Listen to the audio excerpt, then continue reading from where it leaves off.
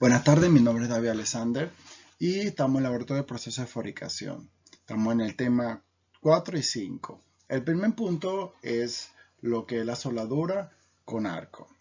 Este es un proceso que se quiere lograr es unir elementos. Ahora, este elemento va a ser uniones permanentes.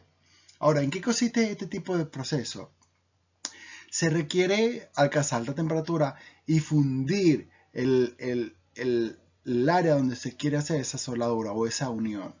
Entonces, por medio de la electricidad se va a alcanzar, bueno, por medio de la electricidad va a generar un arco, ese arco va a generar una temperatura bastante elevada que va a lograr fundir el material. Ahora, normalmente este tipo de material, cuando se funde ese material, se va a requerir un material de aporte.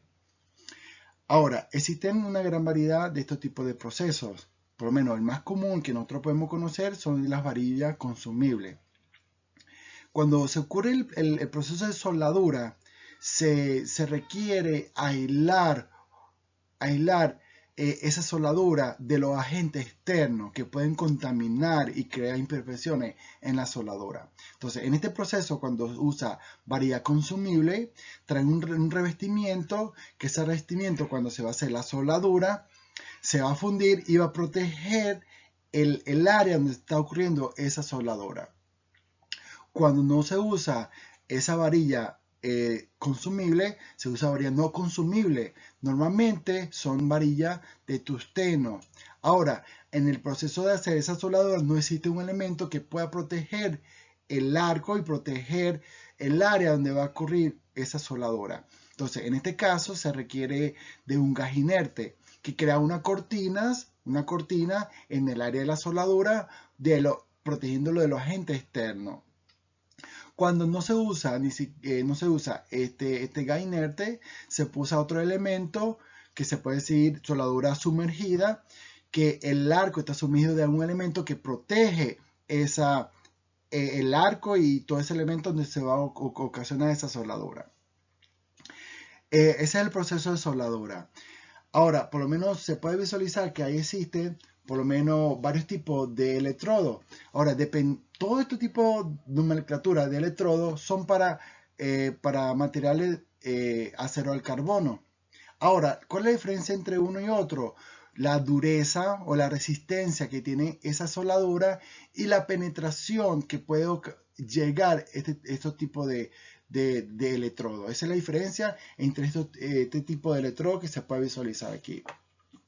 Ahora, también tenemos otro tipo de proceso de soldadura. En este caso, pues, tenemos el de soldadura óseo-acetileno, que es para producir ese calor, para fundir ese material, se requiere de alguna energía. En este caso, se va a usar un gas como combustible. Entonces, pero este combustible, en este caso es acetileno, se requiere de otro elemento, que en este caso es el oxígeno, para que alcance una temperatura mayor a la que puede alcanzar solamente el acetileno. Es decir, el acetileno solo no va a alcanzar una temperatura, si se le añade otro elemento como el oxígeno, va a alcanzar una temperatura muchísimo mayor. Ahora, una de las ventajas de este tipo de proceso es que se puede controlar la temperatura a la que tú quieres soldar. Ahora, este tipo de procesos son procesos muy contaminantes, sobre todo para el cuerpo humano, Aparte, por lo menos en el primer proceso, que es soldadura eléctrica, se usa la electricidad, que es muy peligrosa. Entonces, se requiere de unos instrumentos para proteger el operador, en este caso el que va a hacer la soldadura. Por lo menos necesita unas botas de seguridad, necesita una braga o un chaleco, nuevamente de cuero, va a necesitar unos guantes, necesita una careta con un cristal especial. ¿Por qué? Porque en el proceso de la soldadura va a radiar energía. Aparte que también va a liberar humo, y ese humo es muy contaminante, sobre todo para los pulmones, para la salud del operador.